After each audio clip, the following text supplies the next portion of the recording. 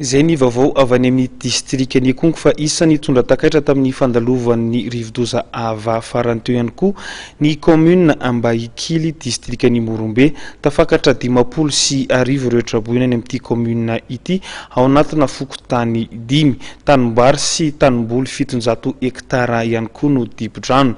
Teo anatrehana izany fahavoazana izany dia nitondra fanampiana ho an'ny mponatany antoerana ny fanjakana tamin'ny alalan'ny ministry ny harena anaty rano sy ny jony Gilbert François zay sady piay ny faritra atsimo atsinanana ihany koa.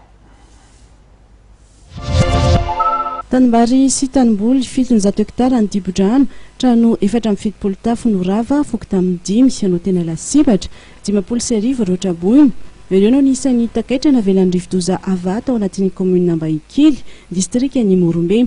Ny rivodoza izay nitondra orambe ary nitarika ny fiakaran'ny renirano mangoky ka nandrava ny ampahany amin'ny fefilo miaro ny tanàna. Malona ny favoazana dia nandray andraikitra avy hatrany ny fitondram-panjakana ka nanolotra lela vola 570 tapitrisa iray milanja mba hanaovana asa tanamaro vonjy-rano vaky.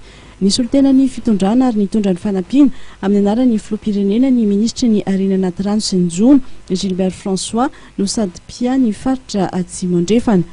Miandamiambavy ny fanatanterana ny asa ka olona mahery ny 5,000 no sitraka izany, mirefy 500 metatra ny fefiloka ny 300 metatra amin'io no nivakian'ny rano.